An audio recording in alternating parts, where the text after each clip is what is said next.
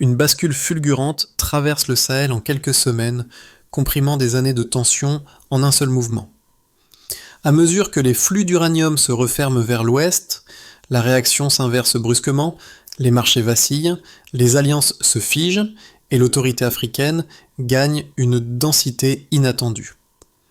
Que signifie cette rupture silencieuse pour ceux qui observent Ibrahim Traoré redessiner, presque sans bruit, la place du Burkina Faso dans l'équilibre mondial? Un horizon nouveau se déploie, rapide et encore instable. L'enjeu dépasse largement une querelle énergétique. Il redéfinit la manière dont l'Afrique de l'Ouest peut imposer ses propres paramètres dans un système mondial longtemps verrouillé. Au cœur de cette séquence, un bénéfice clair émerge pour le public. Comprendre comment un changement d'équilibre peut transformer la marge en centre stratégique. La décision du Niger de nationaliser son uranium, suivie par le resserrement des positions du Burkina Faso, ne constitue pas seulement un geste politique. C'est une tentative de rompre un cycle où les ressources africaines circulaient sans que leur nation en contrôle la finalité. Ce mouvement ouvre une question centrale. Si le Sahel parvient à maintenir une trajectoire autonome, quelles portes s'ouvrent pour les économies voisines et quels risques surgissent pour celles qui dépendent encore d'accords hérités des décennies précédentes? Une question essentielle émerge. Et si la zone considérée comme la plus vulnérable devenait soudain la plus stratégique? Ce renversement possible, discret mais puissant, établit le cadre d'un récit où chaque choix politique du Sahel peut désormais infléchir les calculs de puissance bien plus grande. La révélation s'est imposée avec une netteté inattendue. En 48 heures, l'indice énergétique mondial a chuté de 3,4%, tandis que le prix de l'uranium bondissait de 25%. Cette variation brusque expose ce que beaucoup n'avaient pas anticipé. Le Sahel détient un pouvoir de levier bien plus profond que ce que la scène internationale supposait jusqu'ici. Ce double mouvement, simultané et disproportionné, a révélé la faille d'un système où les ressources africaines alimentaient des économies extérieures sans que les pays producteurs puissent réellement infléchir les règles du jeu. C'est ce moment précis qui ferme la boucle ouverte dans la première question. La riposte des marchés confirme que le rééquilibrage n'est pas symbolique mais structurel. Et au cœur de cette onde de choc, Ibrahim Traoré apparaît comme l'un des premiers dirigeants à interpréter ce signal comme une opportunité et non comme un risque. En retraçant le fil, le contexte devient plus dense. Le Niger décide la nationalisation, mesure souveraine qui fracture des habitudes vieilles de plusieurs décennies. La France, dépendante à 70% de l'uranium nigérien pour ses réacteurs, se retrouve soudain vulnérable. Quelques heures suffisent pour que les entreprises énergétiques européennes perdent des milliards de capitalisation, créant une tension immédiate sur les chaînes d'approvisionnement. Ce n'est pas un effondrement, mais une brusque mise à nu d'un système asymétrique. Dans le même temps, le Burkina Faso s'aligne, non pas pour provoquer, mais pour valider un principe longtemps discuté dans les coulisses africaines. Si les nations du Sahel reprennent la main sur leurs ressources stratégiques, elles peuvent imposer des conditions plus équitables et réorienter leur économie vers des partenariats plus équilibrés. Ce que l'on appelait jadis un glissement géopolitique devient une recomposition assumée. Au-delà du choc immédiat, cette séquence dévoile une réalité ignorée. L'Afrique peut déplacer des lignes mondiales sans bruit, simplement en reprenant la maîtrise de ses matières premières. Et cette fois, le point de départ n'est pas extérieur, mais intérieur. Dès les premières semaines, suivant la nationalisation nigérienne, une figure s'impose comme fil conducteur pour comprendre la réorientation du Sahel, Ibrahim Traoré. Non pas en héros isolé, mais en architecte, d'un cadre où les décisions souveraines cessent d'être perçues comme des ruptures et deviennent des stratégies calculées. Dans ces prises de position, un fil constant se dégage. La souveraineté énergétique n'est pas un slogan, mais un outil de reconquête économique. Un premier cas, discret mais révélateur, provient des discussions internes au Burkina Faso. Lorsque les premières tensions avec les partenaires occidentaux se sont intensifiées, l'entourage de Traoré a privilégié une approche méthodique. Cartographier les dépendances, réévaluer les points de fuite et identifier les secteurs où un transfert de contrôle immédiat pouvait renforcer la marge de manœuvre nationale. Rien de spectaculaire, mais un ajustement patient qui a rapidement attiré l'attention de plusieurs pays voisins. Un second cas émerge du terrain, la réaction des communautés locales face à la revalorisation des ressources minières. Dans certaines zones frontalières, les chefs communautaires ont rapporté une hausse visible des discussions autour de la gestion interne des minerais, signe que les populations ne se contentent plus d'observer. Elles envisagent désormais leur rôle dans une économie plus autonome. Ce changement d'attitude, léger mais constant, indique que la dynamique lancée au sommet commence à s'enraciner au niveau local. Dans ce mouvement de fond, Ibrahim Traoré sert moins de porte-drapeau que de point d'articulation entre décisions politiques et transformation régionale. Il incarne une ligne directrice qui, pour la première fois depuis longtemps, fait converger institutions centrales et aspirations populaires. En résumé, une impulsion locale peut redessiner tout un bloc. Tout démarre par une annonce sèche, presque froide. Le Niger nationalise son uranium. Le message circule vite, les chancelleries s'agitent, les marchés réagissent, le Sahel cesse d'être un arrière-plan. Les partenaires occidentaux se retrouvent pris de court, incapables d'anticiper l'onde de choc. Une dépendance longtemps dissimulée devient visible. Les premières analyses tombent. L'Europe perd son fournisseur clé. Le Burkina Faso observe. Ibrahim Traoré mesure la portée du geste nigérien. Il comprend que l'instant crée une brèche, une fenêtre stratégique s'ouvre. Les discours officiels restent calmes, mais l'intention se clarifie. Rompre le cycle d'extraction sans contrôle. Quelques jours suffisent pour que les tensions atteignent un sommet inattendu. Les entreprises françaises du secteur reculent brutalement en bourse. Les analystes réévaluent leurs projections. Les contrats énergétiques deviennent incertains. Les chaînes d'approvisionnement se rétractent. Les gouvernements européens convoquent des réunions d'urgence. La dépendance à 70% envers l'uranium nigérien force un réexamen immédiat. Des scénarios alternatifs sont évoqués, mais aucun ne compense rapidement la perte. Pendant ce temps, le Burkina Faso clarifie sa position. Soutien total à la souveraineté nigérienne. Cette prise de position n'est pas un geste symbolique, elle marque un alignement assumé. Ibrahim Traoré pousse l'idée d'un Sahel qui coordonne ses ressources. Les observateurs remarquent la cohérence du mouvement. La dynamique régionale change. Une nouvelle grammaire géopolitique se forme ligne après ligne. Le Sahel devient un nœud stratégique. La France tente un contact discret. Les réponses restent fermes. La logique est simple. Contrôle local, décision locale, bénéfice local. La vague ne s'arrête pas à l'économie. Elle traverse la diplomatie, elle redessine les alliances, elle attire de nouveaux partenaires. La Chine intervient rapidement. La Russie propose un dialogue élargi. Des accords préliminaires émergent. Le Sahel diversifie ses options. Les institutions africaines réagissent. Des discussions internes accélèrent une coordination régionale. Plusieurs États y voient un précédent. L'idée d'un bloc énergétique africain circule. Les communautés locales suivent l'évolution.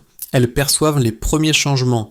Elles comprennent que la valeur des ressources peut rester entre leurs mains. Ce déplacement d'attitude nourrit un sentiment d'autonomie.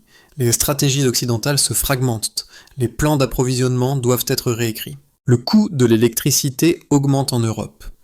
La vulnérabilité énergétique devient un sujet public. Les médias internationaux commencent à parler d'un réveil africain. Le Sahel cesse d'être un simple espace d'instabilité. Il devient un acteur. Et au centre du recentrage régional, Ibrahim Traoré consolide une trajectoire qui transforme le mouvement initial en projet durable. Au départ, avant la nationalisation, l'équilibre semblait stable. L'Europe dépendait à 70% de l'uranium nigérien pour alimenter ses réacteurs. Après la décision souveraine, cette dépendance devient un point de faiblesse stratégique pour l'ensemble du réseau énergétique européen, une fragilité révélée brutalement en quelques jours. Le premier indicateur qui confirme la bascule est la réaction immédiate des marchés. L'indice énergétique mondial recule de 3,4% en seulement 48 heures, traduisant un réajustement massif des anticipations des investisseurs. Cette baisse rapide montre que la nationalisation n'est pas vue comme un incident, mais comme un changement structurel durable. Le second indicateur concerne le prix du minerai. L'uranium grimpe de 25% dans les 2 semaines suivant la décision, forçant les acheteurs à revoir des stratégies longtemps reposées sur la stabilité du Sahel. Cette hausse reflète un déplacement de pouvoir. Les producteurs africains contrôlent désormais le tempo. Dans ce contexte, Ibrahim Traoré s'empare du momentum. Son approche privilégie un principe simple. Si les ressources deviennent rares et chères pour les acheteurs occidentaux, elles deviennent en miroir stratégique et valorisées pour les pays du Sahel. Il soutient ouvertement l'idée qu'un prix plus élevé permet de financer des infrastructures locales et d'améliorer la marge de négociation régionale. Les premières réunions internes au Burkina Faso se concentrent alors sur une question précise. Comment convertir cette fenêtre de rareté en avantage durable ? Au-delà des chiffres, un mouvement analytique se déploie. Les institutions africaines observent que le choc ne s'arrête pas aux bourses. Il s'étend aux politiques énergétiques. Plusieurs États européens commencent à prospecter le Canada et l'Australie, mais à un coût nettement supérieur. Cette reconfiguration met en lumière une réalité longtemps ignorée. L'Afrique peut conditionner l'accès à des matières premières critiques sans recourir à la confrontation.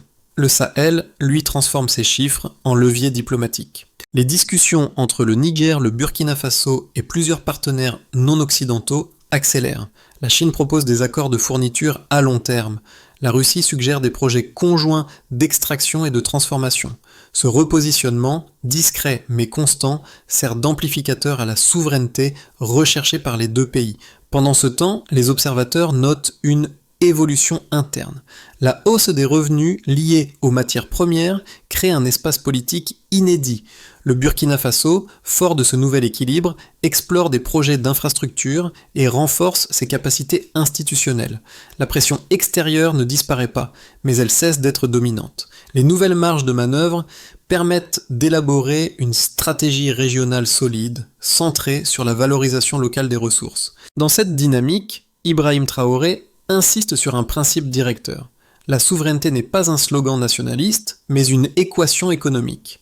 Et pour la première fois depuis longtemps, les chiffres jouent en faveur du Sahel.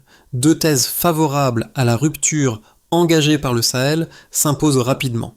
La première souligne que la nationalisation constitue enfin une reprise de contrôle sur des ressources critiques qui, pendant des décennies, alimentaient la croissance extérieure sans transformer véritablement les économies locales. En maîtrisant l'uranium, le Niger et ses alliés redéfinissent leur pouvoir de négociation. Ils ne sont plus seulement fournisseurs, mais gestionnaires de l'accès à une matière première stratégique. Cette réorientation crée une base solide pour des partenariats équitables et des revenus mieux distribués dans la région. La deuxième thèse soutient que le soutien affirmé du Burkina Faso, porté par Ibrahim Traoré, alimente un mouvement plus large de coordination africaine. La synchronisation entre les deux pays donne au Sahel une cohérence politique nouvelle. Elle offre également une occasion rare, utiliser une pression économique globale comme levier pour renforcer des infrastructures locales, attirer des investisseurs non occidentaux et remodeler l'architecture régionale. Dans cette vision, l'affirmation souveraine n'est pas une rupture isolée, mais le début d'une stratégie continentale. Pourtant, une critique sérieuse émerge. Certains analystes redoutent qu'en rompant avec les circuits occidentaux, le Sahel ne tombe dans une autre forme de dépendance, cette fois tournée vers les puissances émergentes. Ils craignent que la transition ne reproduise les asymétries passées, simplement avec de nouveaux partenaires. Cette inquiétude repose en partie sur la fragilité structurelle de la région, marquée par des tensions internes et une capacité institutionnelle encore inégale. Elle rappelle également que la diversification des alliances exige du temps, de la stabilité et des garanties que tous les États du Sahel ne peuvent pas fournir immédiatement. Cependant, cette critique perd de sa force lorsqu'on observe les données les plus récentes. Les premiers accords déjà signés après la nationalisation montrent une volonté de rééquilibrage plutôt qu'un simple transfert d'allégeance. Les discussions mettent l'accent sur les infrastructures locales, la formation technique et la transformation sur place, plutôt que sur une extraction brute destinée à l'exportation. L'approche défendue par Ibrahim Traoré s'inscrit clairement dans ce cadre. Éviter toute dépendance unique, ancienne ou nouvelle. Un pivot silencieux éclate. Ce moment charnière passe d'abord inaperçu. Alors que les grandes puissances s'adaptent au choc initial, le Sahel commence à structurer une architecture énergétique propre. Ce n'est plus seulement une réaction politique, mais une organisation technique et institutionnelle qui se met en place à un rythme inattendu. La rupture cesse d'être un geste isolé, elle devient un système. L'élément décisif apparaît dans les réunions conjointes tenues entre le Niger, le Burkina Faso et plusieurs experts africains du secteur minier. Pour la première fois, des discussions portent non pas sur l'extraction brute, mais sur la transformation locale des minerais stratégiques. Cette inflexion discrète modifie toute l'équation géopolitique. Elle crée une valeur ajoutée que les anciens circuits n'avaient jamais permis de consolider. Dans cette dynamique, Ibrahim Traoré joue un rôle stabilisateur. Il pousse à la création d'un calendrier régional commun, conçu pour éviter la dispersion et donner une cohérence durable à l'effort de souveraineté. Les pays voisins observent de près. Plusieurs d'entre eux te demandent à participer aux prochaines consultations, preuve que le mouvement gagne en traction. Ce basculement du milieu de parcours change la trajectoire. Le Sahel cesse de réagir et commence à construire. L'impact immédiat sur les nations d'Afrique de l'Ouest a été palpable. Le Burkina Faso, soutenu par Ibrahim Traoré, a vu son PIB augmenter de 8% en 2025, une croissance alimentée par les nouveaux partenariats régionaux et internationaux. Cet essor s'accompagne d'un changement dans la manière dont les pays africains envisagent leur avenir énergétique. Les investissements étrangers, loin de disparaître, se redirigent désormais vers des projets d'infrastructures durables et de transformation locale. Le Sahel devient ainsi un modèle à suivre pour d'autres pays du continent, qui cherchent à sortir de la dépendance historique aux anciennes puissances coloniales. Du côté des entreprises internationales, les grandes entreprises énergétiques ont connu des pertes massives, notamment les sociétés françaises spécialisées dans l'exploitation de l'uranium. Les actions des géants de l'énergie, tels que EDF et Orano, ont chuté de 15-20% dans les semaines suivant l'annonce de la nationalisation de l'uranium nigérien. Ces pertes boursières ont affecté non seulement les entreprises, mais aussi l'ensemble du marché de l'énergie. Les compagnies européennes, qui ont longtemps profité d'un approvisionnement stable en uranium, doivent désormais ajuster leur stratégie. Leurs coûts augmentent et elles se trouvent dans l'obligation de chercher des sources alternatives, telles que l'uranium canadien et australien, à un prix bien plus élevé. Pour les populations locales, la nationalisation a ouvert la voie à une prise de conscience accrue du rôle central des ressources naturelles dans le développement. Les communautés, autrefois spectatrices passives, commencent à participer activement à la gestion des ressources, réalisant que l'exploitation de ces ressources peut directement bénéficier à leur bien-être. Des projets locaux, financés par les nouveaux revenus tirés de la gestion des minerais, voient le jour. Les investissements dans des infrastructures de base, routes, électricité, éducation, deviennent prioritaires et des partenariats avec des entreprises locales permettent un transfert de compétences. Les nations voisines du Sahel observent avec attention les évolutions du Burkina Faso et du Niger. Le Mali, la Mauritanie et le Tchad entament des discussions pour renforcer leur coopération énergétique interne inspirée par le modèle de Traoré. Des projets d'infrastructures transfrontaliers se développent, visant à créer un réseau énergétique interconnecté pour renforcer l'autonomie régionale et réduire la dépendance aux importations externes. Cette coopération régionale pourrait à terme permettre une meilleure résilience face aux crises économiques et géopolitiques mondiales et ouvrir la voie à des accords énergétiques plus équitables entre les nations du Sahel. Dans le scénario de base, les répercussions de la nationalisation de l'uranium se stabilisent au bout de 6 mois. L'économie du Sahel, avec le soutien continu du Burkina Faso et d'autres nations régionales, commence à se diversifier. Les investissements étrangers, en particulier de la Chine et de la Russie, augmentent de 10% en 2025, attirés par les nouveaux projets énergétiques et d'infrastructures. Le Sahel devient progressivement un modèle pour une transition énergétique autonome, basée sur des ressources locales et des partenariats équilibrés. Les États-Unis et l'Europe s'adaptent, cherchant à négocier des accords à long terme avec les pays africains, tout en cherchant à diversifier leurs approvisionnements. Dans cette situation, Ibrahim Traoré continue de jouer un rôle crucial en négociant des accords économiques favorables et en consolidant les liens régionaux. La stabilité du Sahel, bien que fragile, amorce un changement durable mais reste vulnérable aux perturbations externes. Dans un scénario optimiste, les pays du Sahel accélèrent la transformation de leurs ressources naturelles en valeur ajoutée localement. Les infrastructures énergétiques s'améliorent rapidement grâce aux investissements étrangers dans des projets d'énergie renouvelable et de transformation des minerais. Le Burkina Faso, grâce à une gestion astucieuse des nouvelles ressources, voit son PIB croître de 12% d'ici la fin de l'année 2005. Les projets de coopération régionale entre le Niger, le Burkina Faso et leurs voisins se renforcent, créant un marché régional intégré de l'énergie. Ce scénario pourrait également ouvrir des portes à une intégration plus large au sein de l'Union africaine, avec des accords de libre-échange renforcés. Ibrahim Traoré, reconnu comme un leader visionnaire, pourrait étendre son influence à d'autres nations du Sahel, élargissant ainsi le modèle du Sahel autonome.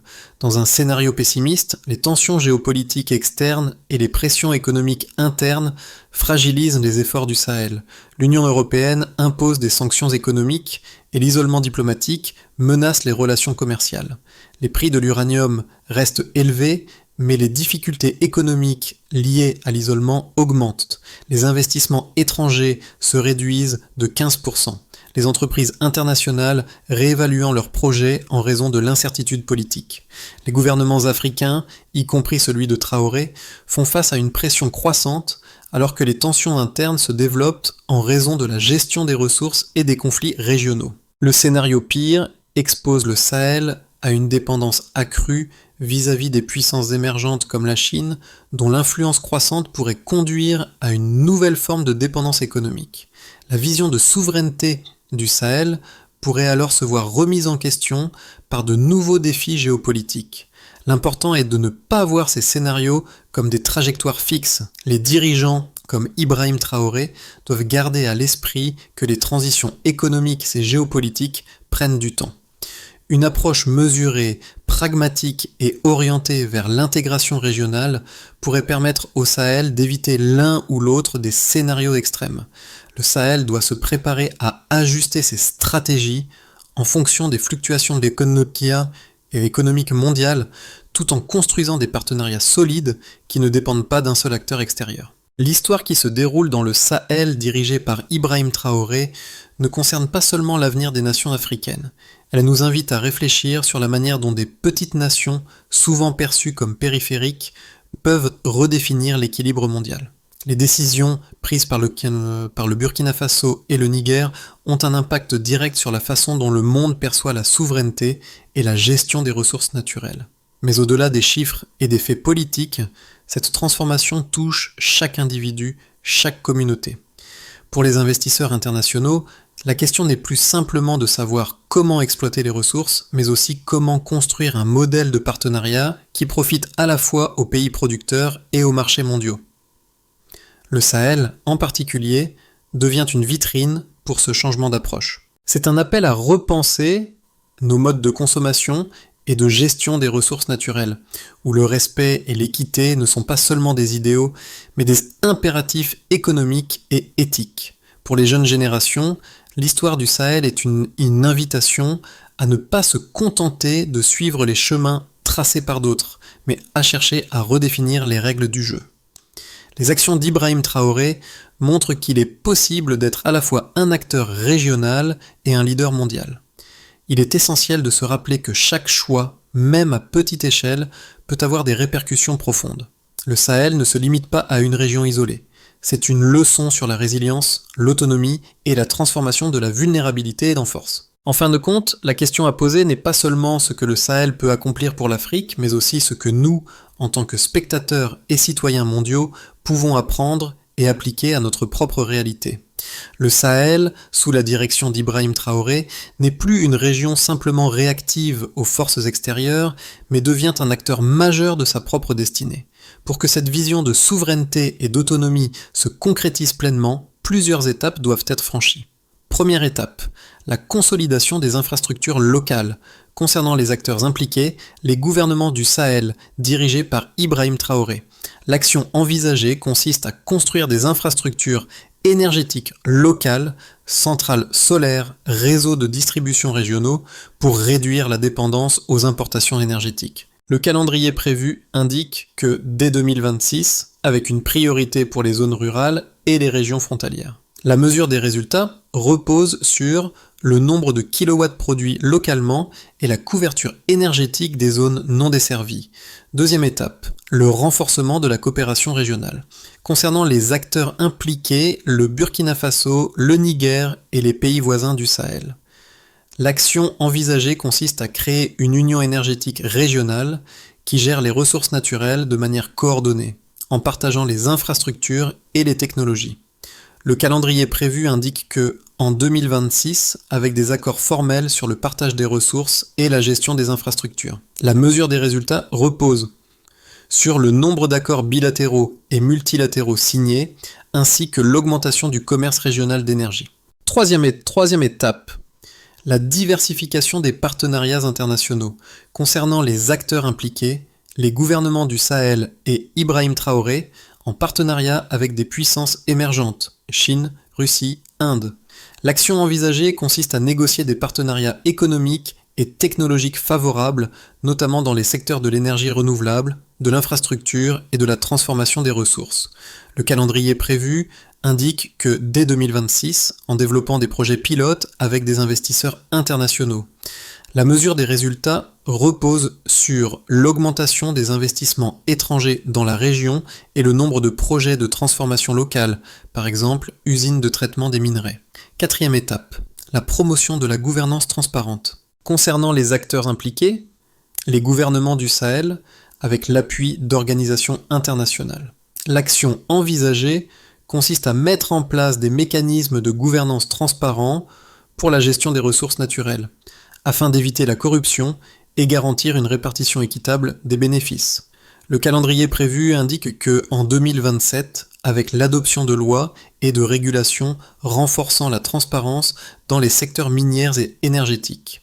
La mesure des résultats repose sur le nombre de lois anticorruption adoptées et les scores de gouvernance régionale mesurés par les indices internationaux. Cinquième étape, le développement des compétences locales, concernant les acteurs impliqués, les gouvernements locaux et les acteurs privés. L'action envisagée consiste à créer des programmes de formation en gestion des ressources naturelles, en énergie renouvelable et en transformation industrielle pour les jeunes générations. Le calendrier prévu indique que, à partir de 2026, en partenariat avec des institutions éducatives internationales, la mesure des résultats repose sur le nombre de formations certifiées par an et le taux d'emploi des diplômés dans les secteurs stratégiques du Sahel. Ces étapes ne sont pas seulement des objectifs politiques, mais des actions concrètes qui, si elles sont menées à bien, permettront au Sahel de devenir un modèle de souveraineté régionale guidé par la vision de Ibrahim Traoré et ses alliés. Le Sahel, un modèle de transformation. Ibrahim Traoré, depuis ses premières décisions stratégiques, a non seulement bousculé les règles économiques, mais a redéfini ce que signifie être acteur sur la scène mondiale. Ce n'est pas une simple question de ressources naturelles ou de politiques énergétiques. Il s'agit d'une révolution dans la manière de penser l'indépendance, de façonner l'avenir à partir de son propre sol. Chaque décision, chaque mouvement dans ce cadre est une déclaration forte. L'Afrique ne doit plus être une périphérie des puissances mondiales, mais un acteur central capable de définir ses propres priorités. Ibrahim Traoré ne se contente pas de répondre à des attentes mondiales, il les redéfinit. Ce n'est pas un acte de défi, mais une démarche pragmatique et visionnaire. L'avenir du Sahel, guidé par des leaders comme lui, est entre les mains de ceux qui croient que les ressources d'un continent peuvent être un levier de pouvoir durable et équitable. Ibrahim Traoré transforme le modèle de développement traditionnel, redonnant à son peuple et à la région un rôle qu'il n'avait pas imaginé occuper auparavant. À travers lui, le Sahel devient plus qu'un espace géographique. Il devient le cœur d'une nouvelle ère de souveraineté. Le Sahel, sous la vision d'Ibrahim Traoré, est en train de montrer au monde une voie nouvelle, une voie où l'indépendance économique et politique ne sont pas des idéaux lointains, mais des réalités en construction. Ce qui semblait autrefois une région marginalisée devient désormais le foyer d'une révolution tranquille qui pourrait bien redéfinir l'avenir de l'Afrique. C'est un modèle de résilience, d'ingéniosité et de collaboration, et il est important de comprendre que ce changement n'est pas limité à l'Afrique, il résonne à l'échelle mondiale. Alors, comment allons-nous, en tant qu'individus, répondre à cette transformation ? L'histoire de Traoré et du Sahel nous invite à repenser notre propre rôle dans les dynamiques globales. Chaque action, chaque décision de notre part peut contribuer à un monde plus équitable, où le pouvoir économique n'est plus concentré dans quelques mains, mais distribué de manière plus juste. C'est le moment d'envisager l'avenir sous un nouvel angle, non pas en spectateur, mais en participant actif. Partager cette histoire, soutenir ces initiatives, et surtout être à l'écoute de ce changement mondial, c'est se placer sur le bon côté de l'histoire.